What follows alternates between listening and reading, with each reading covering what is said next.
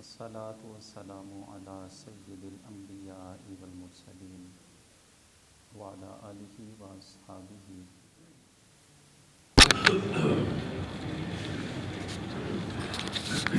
معزز سامعین، آج ہم تذکرہ کریں گے حضرت ابراہیم علیہ السلام کی اولاد کا، اور اللہ تعالیٰ نے آپ کی اولاد میں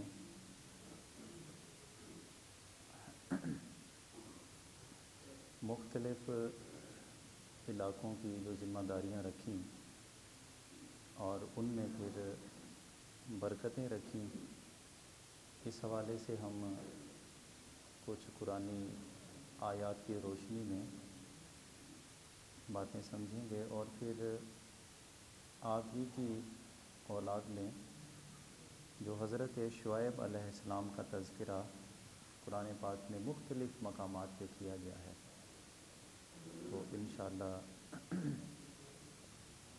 حضرت شعیب علیہ السلام کی اپنی قوم کی طرف جو تبلیغ ہے، اور پھر اس قوم کی جو نافرمانیاں ہیں، پھر اللہ کی طرف سے کیسی پکڑ ہوئی اس قوم کی، یہ قرآنی واقعات انشاءاللہ ہم سمجھنے کی سعادت حاصل کریں گے انشاءاللہ۔ عموماً ہمارے لوگوں کو اتنی سی معلومات ہوتی ہے کہ حضرت ابراہیم علیہ السلام کے 2 بیٹے تھے، عام طور پہ لوگ یہی سمجھتے ہیں کہ حضرت اسحاق علیہ السلام اور حضرت اسماعیل علیہ السلام، عام طور پہ لوگ یہی سمجھتے ہیں۔ حضرت اسماعیل علیہ السلام بڑے بیٹے ہیں، اور یہ حضرت ہاجرہ سے ان کی ولادت ہوئی۔ 13 سال کے بعد حضرت اسماعیل حضرت سارہ کے بطن سے پیدا ہوئے، تو ان کے بعد حضرت ابراہیم علیہ السلام نے ایک اور شادی کی تھی، تو ان سے ایک مدائن بھی کہتے ہیں، مدین بھی کہتے ہیں، یہ بھی آپ کے بیٹے ہی ہیں۔ حضرت اسماعیل علیہ السلام کو اللہ کی طرف سے حکم ہوا کہ سرزمین حجاز میں ان کو بھیجا جائے۔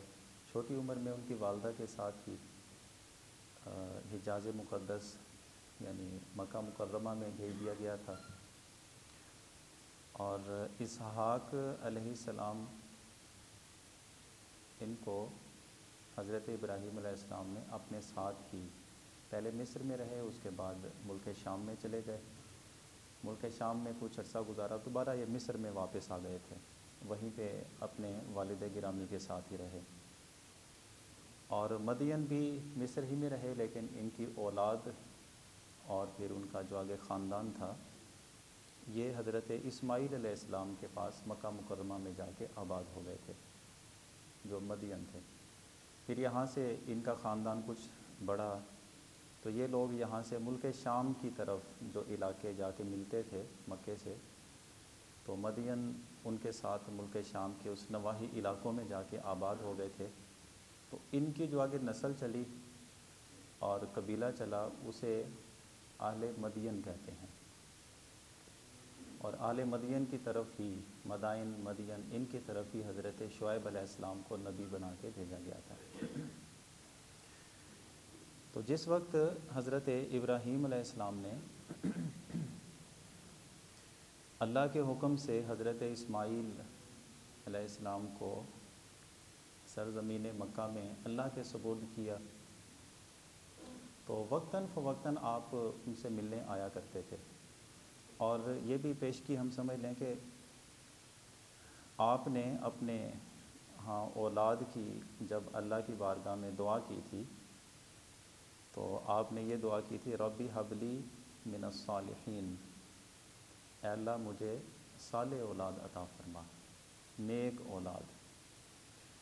تو اللہ تعالیٰ نے آپ کی دعا قبول کی، فبشرناہ بغلام حلیم، بردبار، بیٹے کی ہم نے ان کو بشارت دی۔ ٹھیک، تو آپ کی دعا کے صلے میں یہ جو اللہ نے فرمایا کہ ہم نے بردبار بیٹے کی بشارت دی، اسے اسماعیل علیہ السلام مراد ہیں۔ اللہ نے ایک بیٹا عطا فرمایا، تو ان کی شان خود قرآن عزیز میں بھی بیان ہوئی۔ اللہ نے ارشاد فرمایا وَبَشَّرْنَاهُ بِإِسْحَاقَ، آگے جا کے اسی رکوع میں ارشاد فرمایا کہ ہم نے ابراہیم کو اسحاق کی بشارت دی، نبیًّا مِنَ الصالحین، صالحین میں شمار کیا جاتا ہے کیونکہ وہ نبی ہیں۔ وَبَارَكْنَا عَلَيْهِ وَعَلَى اسحاق، ہم نے ابراہیم کو بھی برکتوں سے نوازا، اور جو اس کے ہاں اولاد اسحاق پیدا ہوئے ان کو بھی برکتوں سے نوازا ہے۔ برکتیں کیسی رکھیں تھیں، اس کو میں تھوڑا سا حوالہ دے دوں اس کا، کہ حضرت اسماعیل علیہ السلام کو سرزمین مکہ میں جس وقت آپ نے چھوڑا، وقتاً فوقتاً ان کے ساتھ ملاقات کے لیے جاتے تھے۔ پھر اللہ کے حکم سے ہی وہ خواب جو آپ نے دیکھا جس میں بیٹے کو ذبح کرنے کا واقعہ تھا وہ بھی ہو چکا۔ پھر اللہ کے حکم سے ہی آپ نے بیت اللہ شریف جب تعمیر کر رہے تھے تو یہ باپ بیٹا دونوں اس کی چنائی کر رہے تھے، تعمیر کر رہے تھے، تو حضرت ابراہیم علیہ السلام نے 3 دعائیں وہاں پہ مانگی تھیں، اور سورہ بقرہ کے اندر اللہ تعالیٰ نے وہ تینوں دعائیں بھی آپ کی وہ ارشاد فرمائی قرآن بیان کر کے، اور ان کی جو قبولیت ہے اس کا بیان بھی فرمایا۔ 3 دعائیں کیا تھیں؟ وَإِذْ جَعَلْنَا الْبَيْتَ مَثَابَةً لِلنَّاسِ وَأَمْنًا، یہ بیان ہو رہا ہے وَاتَّخِذُوا مِن مَّقَامِ إِبْرَاهِيمَ مُصَلًّى وَعَهِدْنَا إِلَىٰ إِبْرَاهِيمَ وَإِسْمَاعِيلَ أَن طَهِّرَا بَيْتِيَ لِلطَّائِفِينَ وَالْعَاكِفِينَ وَالرُّكَّعِ السُّجُودِ۔ یہ 2 نبیوں کو اللہ نے حکم دیا کہ میرے گھر کی تعمیر کرنی ہے، اور اس کے بعد اس گھر کو صاف ستھرا بھی رکھنا ہے، کیونکہ اس میں لوگ آئیں گے طواف کرنے کے لیے، اعتکاف کرنے کے لیے، رکوع اور سجود کرنے کے لیے آئیں گے، تو اس گھر کی صفائی ستھرائی یہ تمام تر انتظامات تم دونوں کے سپرد ہیں۔ اس سے ہمیں ایک بات بھی یہ بھی سمجھ آتی ہے کہ اللہ کے گھر کی صفائی اور اس میں کوئی بھی بندہ حصہ ڈالتا ہے کسی بھی لحاظ سے، تو یہ در حقیقت 2 نبیوں کی سنت ہے۔ اس لیے کبھی بھی اس کام کے لیے جو ہم وقف کر دیتے ہیں کسی کو، یا ہم کسی کو منتخب کر لیتے ہیں، تو اس کو کبھی بھی زندگی میں کبھی حقیر نہ سمجھیں، اس لیے کہ انبیاء نے جو منصب سنبھالا ہے نا، ان منصبوں میں سے یہ منصب بھی ہیں، امامت ہے، خطابت ہے، اور اس کی صفائی کے معاملات بھی ہیں۔ اچھا، وَإِذْ قَالَ إِبْرَاهِيمُ رَبِّ اجْعَلْ هَٰذَا بَلَدًا آمِنًا، یہ پہلی دعا تھی کہ ابراہیم علیہ السلام نے عرض کی کہ اے میرے رب اجعل هَٰذَا بَلَدًا آمِنًا، اس شہر کو امن والا شہر بنا دے، وَارْزُقْ أَهْلَهُ مِنَ الثَّمَرَاتِ مَنْ آمَنَ مِنْهُم بِاللَّهِ وَالْيَوْمِ الْآخِرِ، اور وَارْزُقْ أَهْلَهُ مِنَ الثَّمَرَاتِ، دنیا بھر میں جہاں کہیں بھی پھل اگتے ہیں، کوئی سبزہ ہے، یا اللہ وہ میوہ جات، وہ کھانے کی چیزیں، پھل ثمرات جسے کہتے ہیں، وہ میرے اس شہر کے لوگوں کو بھی کھلا دے۔ وَمَنْ كَفَرَ فَأُمَتِّعُهُ قَلِيلًا، یہ اللہ کا فرمان آگے پھر ہوا۔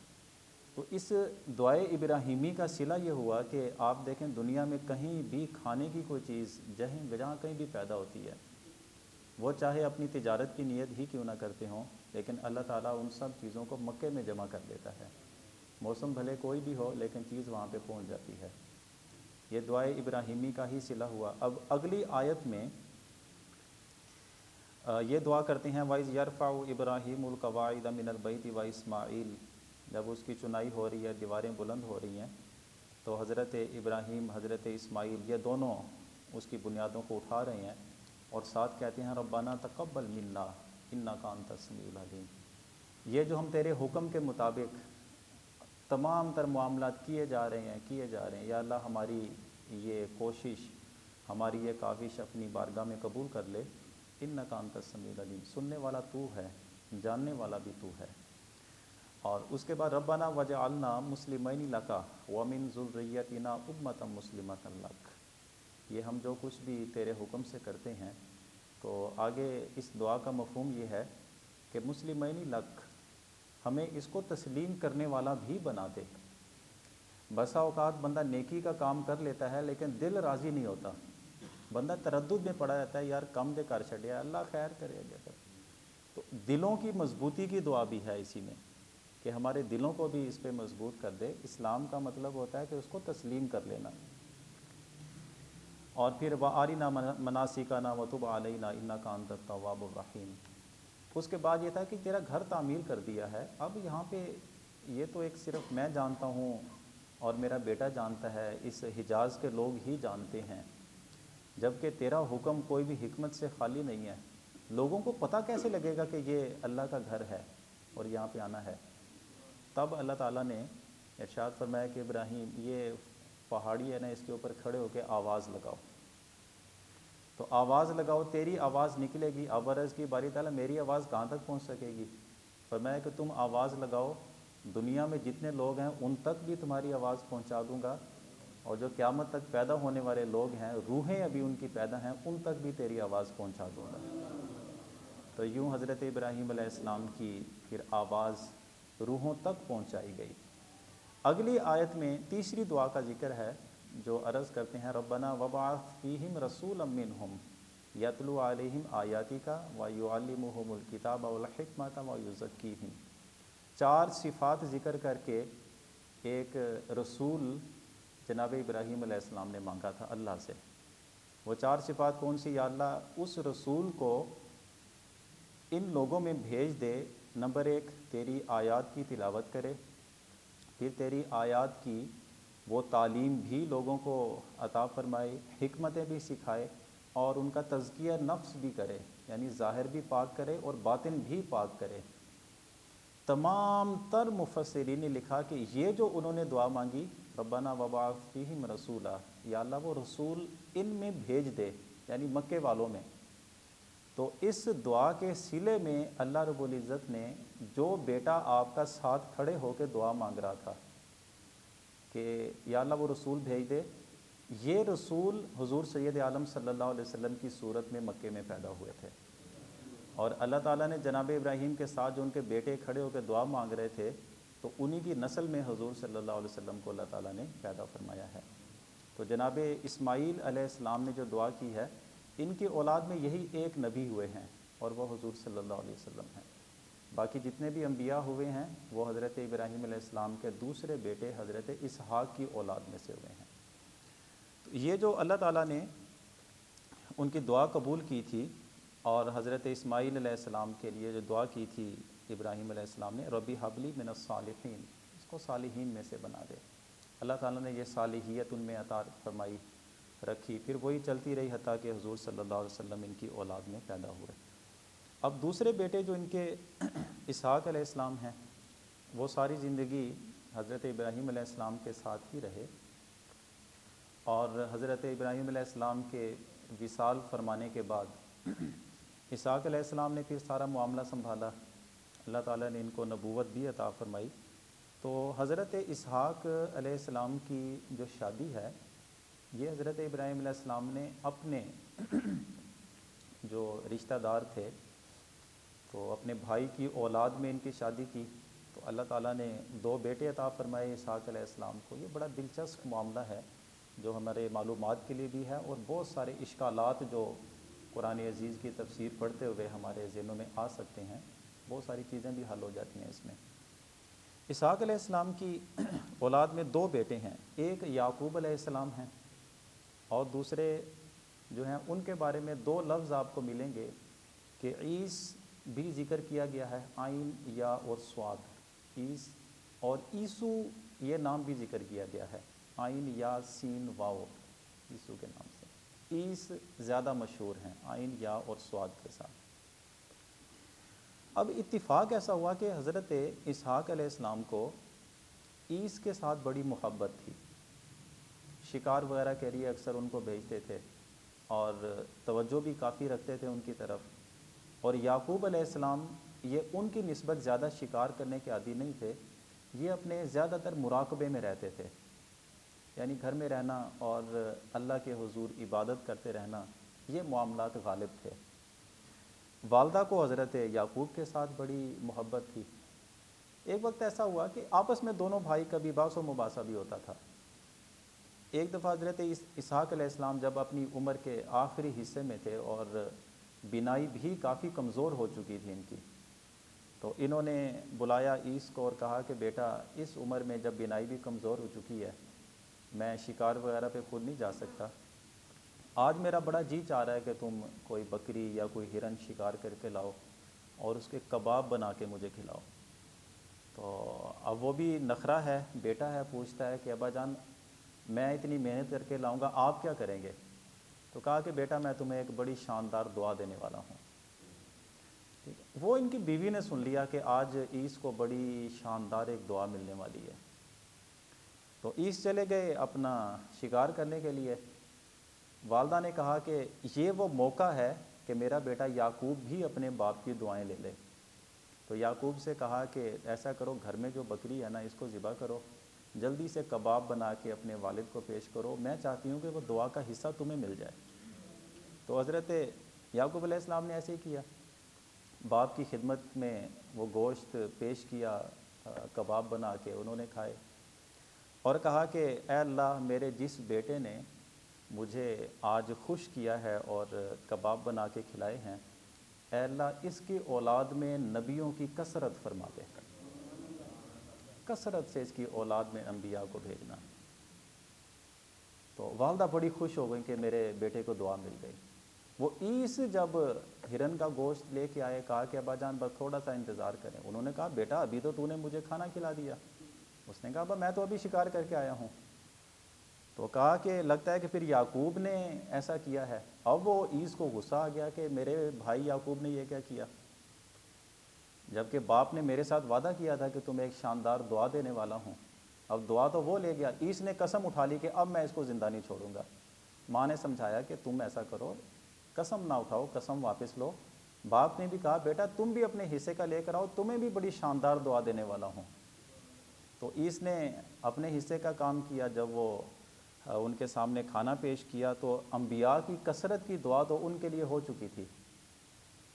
ٹھیک ہے، اب عیس کو فرمایا کہ اللہ میرے عیس بیٹے کی اولاد میں کثرت عطا فرما، دنیا میں اس کی اولاد ہر جگہ پہ پھیل جائے۔ اب یہ دعا بھی قبول ہوئی کہ عیس کی اولاد میں ہی روم نام کا شخص پیدا ہوا جس کے نام پہ ملک روم آباد ہوا تھا۔ ٹھیک، اور اتنی بڑی نفری آج پوری دنیا میں ان کی اولاد موجود ہے۔ اور یعقوب علیہ السلام کے حق میں جو دعا کی کہ انبیاء کی کثرت عطا فرما، یعقوب علیہ السلام کا لقب ہے اسرائیل، ان کی اولاد کو بنی اسرائیل کہا جاتا ہے۔ کم و بیش 70,000 انبیاء اللہ تعالیٰ نے یعقوب علیہ السلام کی اولاد میں پیدا کیے۔ یہ دونوں بیٹوں کے حق میں دعا کی اور دونوں بیٹوں کے حق میں دعا قبول بھی ہوئی۔ تو یوں پھر ان کی اولاد کا سلسلہ ایک شروع ہوا اور دنیا کے خطے خطے میں ہر جگہ پہ ان کی اولاد پہنچی اور تعارف بھی اس کا ہوا پھر۔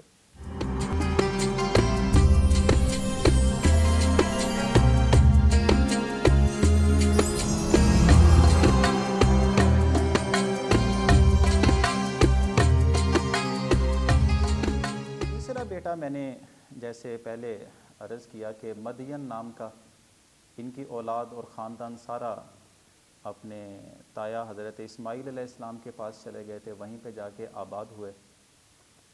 اور پھر انہی کے اندر ہی حضرت شعیب علیہ السلام پیدا ہوئے۔ شعیب علیہ السلام کی ذمہ داری جس قوم کی طرف لگائی گئی اسے اصحاب مدین کہا جاتا ہے۔ مدین بھی کہتے ہیں، ایکا بھی کہتے ہیں۔ یہ تیسرے بیٹے کا قصہ میں بیان کر رہا ہوں۔ تو یہ شروع میں تو مکے میں رہے حضرت اسماعیل علیہ السلام کے ساتھ، مدین کی جتنی بھی اولاد تھی، بعد میں وہاں سے نقل مکانی کر کے یہ شام کی طرف چلے گئے تھے۔ اب میں ایک معلوماتی چیز آپ کے سامنے رکھوں، حضرت شعیب علیہ السلام کا قصہ جب آپ قرآن میں پڑھیں گے تو 2 قسم کے نام آتے ہیں کہ شعیب کو کن لوگوں کی طرف بھیجا گیا۔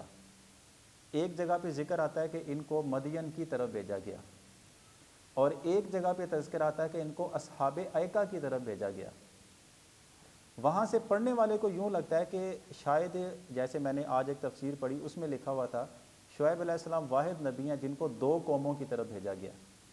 تو لوگ یہ نہ سمجھیں کہ شاید اصحاب مدین کچھ اور لوگ ہیں اور اصحاب ایکا کچھ اور لوگ ہیں۔ ایکا یہ جھنڈے والے، ان کی ایک علامت تھی، یہ ایک لوگ ہی ہیں۔ اصل میں ہوا یہ کہ یہ مدین کی اولاد جتنی بھی تھی، مکے سے جو راستے تجارتی قافلے جاتے تھے فلسطین کی طرف اور مصر کی طرف، شام کی طرف، وہ راستے بڑے بہترین راستے تھے، اسے شار عام کہتے تھے، بڑی سڑکیں سی بنائی ہوئی تھیں، کھلے راستے تھے۔ یہ انہی راستوں کے اوپر جو شام کے ساتھ آبادی ملتی تھی وہاں پہ جا کے آباد ہو گئے تھے، تو یہ مدین کی اولاد کہلاتی تھی۔ اصحاب ایکا، اب یہ لوگ جہاں پہ جا کے آباد ہوئے تھے وہ بڑا زرخیز علاقہ تھا، بہت بڑے بڑے باغات تھے وہاں پہ، قدرتی طور پہ باغات وہاں پہ لگے تھے۔ تو ایکا کہتے ہیں ایسا علاقہ جہاں پہ باغات بہت کثرت سے پائے جائیں، ہریالی بہت زیادہ ہو۔ تو یہ ایک ہی قوم ہے، اگر ان کے باپ کی طرف نسبت کر کے اگر کہیں تو یہ مدین کی اولاد اہل مدین بنتے ہیں، اور اپنے علاقے کی نسبت سے اگر ان کو کہا جائے تو اصحاب ایکا بنتے ہیں، کہ وہ علاقہ جہاں پہ بہت ہی ہریالی تھی، بہت باغات تھے۔ تو ان کی طرف حضرت شعیب علیہ السلام کو نبی بنا کے بھیجا گیا، اور اب اس قوم کے اندر وقت گزرنے کے ساتھ ساتھ لوگوں کے مزاج بدل جاتے ہیں، لوگوں کے دین بدل جاتے ہیں، اپنے دین سے منحرف ہو جاتے ہیں، اپنی مرضی کے کام کرنے لگتے ہیں۔ اس قوم کے اندر بنیادی طور پہ 3 برائیاں پائی جاتی تھیں اصحاب مدین کے اندر، وہ اصحاب ایکا بھی کہلائے۔ پہلی یہ کہ دین ابراہیمی کو چھوڑ کے انہوں نے اپنا ہی ایک دین ایجاد کر لیا تھا جو بت پرستی پہ قائم تھا، بت پرستی اور شرک جیسے اعمال بھی یہ لوگ بہت کثرت سے کرنے لگے۔ دوسرا گناہ ان کا یہ تھا کہ خرید و فروخت میں یہ بہت زیادہ بددیانتی کرتے تھے، خرید و فروخت میں بہت بددیانتی کرنی انہوں نے، یعنی جب بھی کسی کو چیز بیچنی تو خسارے کے ساتھ بیچنی، یعنی نقصان پہنچاتے تھے دوسروں کو، یعنی کوئی چیز تول کے دینی ہے تو وزن پورا نہیں کیا، کوئی ماپ کے دینی ہے تو گزوں کے حساب سے پورا گز نہیں دیا اس کو، یوں دھوکہ دیتے تھے لوگوں کو۔ اور پھر کوئی چیز اگر وہ دودھ ہے، اس طرح کی شہد ہے، کوئی چیز ہے، اس میں بھی کوئی نہ کوئی چیز ملاوٹ کر کے دینی، جیسے ہمارے لوگوں کا ایک طرز بنا ہوتا ہے دھوکہ دینے کا۔ یہ دوسرا گناہ تھا اس قوم کا۔ اور تیسرا گناہ یہ تھا کہ ڈاکہ زنی کرتے تھے، راستوں پر بیٹھ جاتے اور جو بھی قافلے وہاں سے گزرتے مال چھین لیا کرتے۔ بت پرستی تو پہلے بھی ہوتی تھی، لیکن جو دھوکہ دینا ہے تجارتی معاملات میں، دنیا میں سب سے پہلے اس قوم نے کیا ہے یہ دھوکہ دینے کا معاملہ، چاہے وہ ملاوٹ کی صورت میں ہو، چاہے کرنسی ہے وہ آپ کوئی جعلی کرنسی ایجاد کر کے وہ آگے چلا دیں، یہ معاملات، اور ڈاکہ زنی کا معاملہ۔ یہ آپ ان کی طرف نبی بنے، قوم کو جا کے آپ نے سمجھایا، اور اس انداز میں سمجھایا کہ حضور سید عالم صلی اللہ علیہ وسلم کے سامنے ایک دفعہ حضرت شعیب علیہ السلام کا تذکرہ کیا گیا نا، آپ نے فرمایا کہ وہ خطیب الانبیاء ہیں، خطیب الانبیاء، یعنی ان کے خطاب کرنے کا کمال ایسا تھا کہ حضور صلی اللہ علیہ وسلم نے فرمایا کہ خطیب الانبیاء ہیں، ان کو انبیاء کرام میں کھڑا کیا جائے تو خطیب کی حیثیت رکھتے ہیں وہ۔ یہ ان کی بہترین جو تبلیغی مساعی ہے، کوشش ہے ان کی، اس کا بیان حضور صلی اللہ علیہ وسلم نے فرمایا۔ اچھا، تھوڑا اب ہم آیات کریمہ ہیں ان کے لحاظ سے ہم حضرت شعیب علیہ السلام کو اور ان کی قوم کا تذکرہ پڑھتے ہیں، جس سے ہمیں اندازہ ہوگا کہ قوم جس وقت اللہ تعالیٰ کی نافرمانیوں پہ اتر آتی ہے تو ان کو کیسی کیسی سزائیں پھر بھگتنا پڑتی ہیں۔ ارشاد فرمایا وَإِلَىٰ مَدْيَنَ أَخَاهُمْ شُعَيْبًا، کہ اللہ تعالیٰ نے مدین کی طرف ان کے بھائی شعیب علیہ السلام کو بھیجا۔ یہ چونکہ انہی کی قوم میں پیدا ہوئے تھے، اولاد میں ہیں، اس لیے ان کو بھائی قرار دیا گیا۔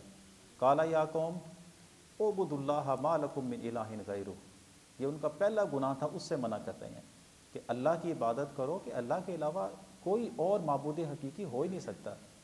قَدْ جَاءَتْكُمْ بَيِّنَةٌ مِّن رَّبِّكُمْ، اس سے پہلے بہت سارے اس پہ دلائل ہیں، نشانیاں ہیں، وہ تمہارے پاس آ چکے ہیں، اس لیے کہ ابراہیم علیہ السلام کی اولاد میں ہی شمار کیے جاتے ہو، وہ تو موحد تھے، کیسے اللہ نے ان کے اوصاف بیان کیے ہیں۔ یہ ان کا پہلا گناہ بیان کیا اور ان کو خبردار کیا، اور آگے فرمایا وَأَوْفُوا الْكَيْلَ وَالْمِيزَانَ وَلَا تَبْخَسُوا النَّاسَ أَشْيَاءَهُمْ، کہ جب کوئی چیز ماپ کے دیتے ہو، وزن کر کے دیتے ہو تو پیمانے اپنے ٹھیک رکھا کرو، اور لوگوں کو چیزیں گھٹا کر نہ دیا کرو، ملاوٹ کر کے نہ دو۔ وَلَا تُفْسِدُوا فِي الْأَرْضِ بَعْدَ إِصْلَاحِهَا، اور زمین میں فساد پیدا نہ کرو بعد اس کے کہ جب اصلاح ہو چکی ہے. خیر کا جب معاملہ آ چکا ہے تو اب فساد پیدا نہ کرو. یہ ان کے ڈاکے کی طرف اشارہ تھا. 3 گناہ تھے قوم کے اور تینوں ذکر کر کے آپ نے ان کو خبردار کیا. ذالکم خیر لکم ان کنتم مؤمنین, اگر تم ایمان لائے ہو تو میری ان باتوں پہ عمل کر لو, اس میں تمہارے لیے خیر ہے, تمہاری بھلائی ہے اس میں. اور پھر مزید فرمایا کہ ولا تقعدوا بکل صراط توعدون, یہ راستوں پر بیٹھ کر جو تم ڈاکہ زنی کرتے ہو, تذکرہ کیا کہ اس سے باز آ جاؤ. اس طرح آپ نے پھر لوگوں کو سمجھایا کہ یہ تمہارا گناہ, کہ اس پہ اگر تم اصرار کرتے رہے اور اسی پر تم جمے رہے تو پھر دیکھنا اللہ کی طرف سے تمہارے اوپر عذاب بھی آ سکتا ہے. اب اسی چیز کو ایک اور مقام پہ اللہ تعالیٰ نے سورہ شعراء کے اندر ذکر کیا اور ارشاد فرمایا کذب اصحاب الایکۃ المرسلین, اصحاب ایکہ نے رسولوں کا انکار کیا. یہ صاحب ایکہ بھی وہی مدین کے لوگ ہی ہیں. اذ قال لهم شعیب الا تتقون, حضرت شعیب علیہ السلام ان سے کہتے ہیں کہ یہ شرک اور لوگوں کو مال گھٹا کر دینا, ڈاکہ زنی کرنا, یہ کام کرتے ہوئے تم اللہ سے ڈرتے نہیں ہو؟ لوگوں نے کہا کہ تم کون ہو؟ ہماری قوم کے ایک فرد ہی شمار کیے جاتے ہو نا. آپ نے فرمایا انی لکم رسول امین, میں اللہ کی طرف سے رسول بن کے آیا ہوں اور امانت دار رسول ہوں. فاتقوا اللہ واطیعون, اللہ سے ڈرو اور جو تمہیں پیغام سنا رہا ہوں میری اتباع کر لو اور میرا کہنا مانو. وما اسألکم علیہ اجر, یہ وہ ہر نبی نے جو بات کی کہ میں تمہیں یہ جو تبلیغ کر رہا ہوں, اللہ کے احکامات سنا رہا ہوں, میں تم سے کسی اجرت کا سوال نہیں کرتا. ان اجریہ الا علی رب العالمین, میرا معاملہ تو اللہ کے سپرد ہے. پھر آپ نے ان کے گناہوں کا تذکرہ کیا. اوفوا الکیل ولا تکونوا من المخسرین, پیمانے اپنے ٹھیک رکھو اور لوگوں کو گھٹا کر یہ سامان نہ فروخت کیا کرو. وزنوا بالقسطاس المستقیم, اپنے ترازو ٹھیک رکھا کرو. ولا تبخسوا الناس اشیاءهم, لوگوں کو گھٹا کر ان کی چیزیں نہ دو. فلا تعثوا فی الارض مفسدین, اور زمین میں فساد کا ایک نظام قائم نہ کرو, اس سے باز آ جاؤ. اسی رکوع میں پھر آگے جب جا کے آپ نے فرمایا نا, جب لوگوں نے کہا کہ تم کون ہو, ہمیں تو لگتا ہے کہ تمہارے اوپر کسی نے جادو کر دیا اور تمہارے اندر کوئی اتنی بڑی بات تو نہیں ہے. وما انت الا بشر مثلنا, ہماری طرح کے ایک عام آدمی ہو نا, یہ اتنے بڑے دعوے کیسے کر رہے ہو کہ یہ کام غلط ہے, یہ کام غلط ہے, یہ کام غلط ہے. ہم سارے لوگ جب مل کے کر رہے ہیں, تم کیسے کہہ سکتے ہو یہ غلط ہے؟ اللہ اکبر. وَإِن نَظُنُّكَ لَمِنَ الْكَاذِبِينَ, ہم تو یہ کہتے ہیں کہ ہماری قوم میں تم ایک جھوٹے آدمی کی حیثیت رکھتے ہو, یعنی اپنے جو نبی ہیں ان کو جھوٹا قرار دے دیا. تو اب آپ نے فرمایا, وہ قوم کہتی ہے فَأَسْقِطْ عَلَيْنَا كِسَفًا مِّنَ السَّمَاءِ إِن كُنتَ مِنَ الصَّادِقِينَ, تم کیا کہتے ہو کہ تمہاری بات اگر نہیں مانیں گے تو آسمان سے کوئی پتھر ہمارے اوپر برسیں گے؟ یا جس طرح اس سے پہلے لوط کی قوم جو ہلاک ہو گئی, کیا ہمارے اوپر بھی ویسا ہی عذاب آ جائے گا؟ تو پھر اپنے رب سے کہو کہ ہمارے اوپر اگر تم سچے ہو ہمارے اوپر بھی ویسا ہی کوئی عذاب نازل کر دے. قال ربی اعلم بما تعملون, آپ نے فرمایا کہ جو کچھ تم کر رہے ہو نا, اب میرے رب نے تمہارے ساتھ کیا کرنا ہے وہی بہتر جانتا ہے. فکذبوہ, ان لوگوں نے انکار کیا. فاخذہم عذاب یوم الذلہ, اور پھر ان کے لیے رسوائی کا عذاب مسلط کیا گیا. وہ رسوائی کا عذاب کیا تھا؟ علماء نے لکھا کہ 2 قسم کا عذاب ان کے اوپر مسلط کیا گیا. کہ ایک تو زلزلہ اس علاقے میں پیدا کیا گیا جس کی وجہ سے لوگ اپنے مکانات کے نیچے ہی دب کے مر گئے, اور کچھ لوگ جنہیں موقع ملا باہر نکلنے کا وہ نکل کے بھاگے, تو اللہ تعالیٰ نے ان پر آگ کی بارش ان کے اوپر برسائی, یعنی جسم جھلس گئے اور اس کے بعد جتنی بھی قوم تھی وہ ساری ہلاک ہو گئی. یہ بہت سارے اور بھی مقامات ہیں جہاں پہ ان کا تذکرہ کیا گیا. بہرحال اس سے ہمیں یہ جو واقعات ہم سنتے ہیں قرآنی آیات کی روشنی میں, اس سے ہمیں ضرور عبرت کا سامان حاصل کرنا چاہیے.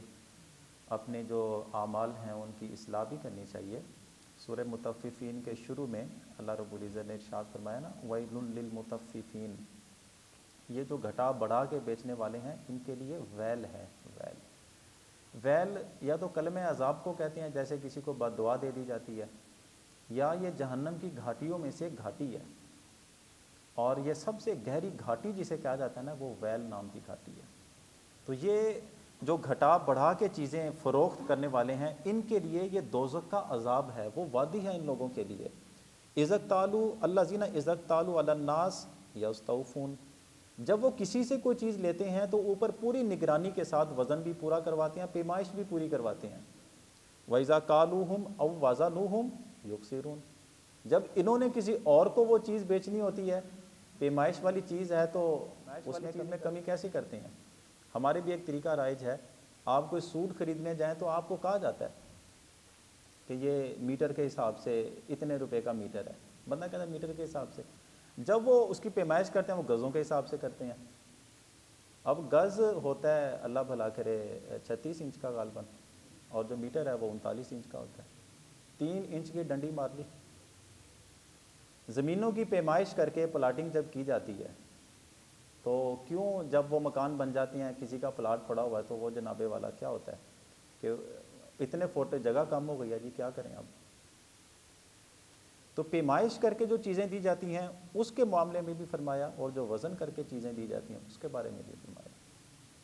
ٹھیک، میں اس میں ایک واقعہ مجھے بات کرتے ہوئے یاد آ گیا، علامہ قشیری جو حضور داتا صاحب علیہ رحمہ کے استاد بھی ہیں، اور حضور داتا صاحب نے کافی چیزیں ان سے سیکھی ہیں، انہوں نے رسالہ قشیریہ لکھا، یہ 2 واقعات ہیں جو اس میں ذکر کیے ہیں اسی حوالے سے۔ ایک آدمی ہے جی، مطلب میں یہ بتا رہا ہوں کہ دوسرے کو دھوکہ دے دینا اور دھوکہ دینا، یہ تو وہ چیزیں ہیں نا کہ جان بوجھ کر کسی کو دھوکہ دیا جائے۔ جو بندہ غلطی سے دھوکہ دیتا ہے اور اپنے اعمال پہ توجہ نہیں کرتا، اپنی اصلاح نہیں کرتا، اس حوالے سے علامہ قشیری نے ایک واقعہ لکھا ہے۔ آپ فرماتے ہیں کہ ایک بندے نے ٹھیک ٹھاک تاجر تھا، اس نے اپنی دکان پہ نا ایک ملازم رکھا ہوا تھا، اس کا کام تھا چیز صرف وہ وزن کر کے، تو جو چیز بھی لینے آتا وزن کر کے توڑے میں یا تھیلے میں وہ چیز ڈال کے نا اس کے سپورٹ کرنا ہوتی تھی۔ 40 سال اس بندے نے یہ کام کیا، ملازمت کی، فوت ہو گیا۔ فوت ہوا تو کسی نے گھر والوں میں سے کسی نے خواب میں دیکھا اور اس سے پوچھا کہ کیا بنا تمہارا؟ اس نے کہا جی ساری زندگی میں نے محنت کی ہے اور محنت سے کما کے اپنے بچوں کو کھلایا ہے، تو اس محنت عبادات بھی میری ٹھیک تھیں، اس لحاظ سے اللہ تعالیٰ نے اپنا معاملہ میرا بخش دیا اور مجھے فرمایا کہ میرے معاملات تمہیں بخش دیے گئے اور اللہ تعالیٰ کی رحمتیں نازل ہوئیں۔ پھر جب مجھے حکم ہوا کہ اللہ نے اپنے معاملات مجھے معاف کر دیے، بخش دیے، جنت کے دروازے پر پہنچا تو ایک فرشتے نے مجھے وہاں پہ روک کے کہا اللہ نے اپنے معاملات تو بخش دیے، معاف کر دیے، اب کچھ اور لوگوں کے معاملات ہیں ان کا حساب ابھی باقی ہے۔ اس نے کہا کہ میں نے تو کبھی کسی کے ساتھ کوئی برا نہیں کیا، اب کون سا معاملہ ہے جی؟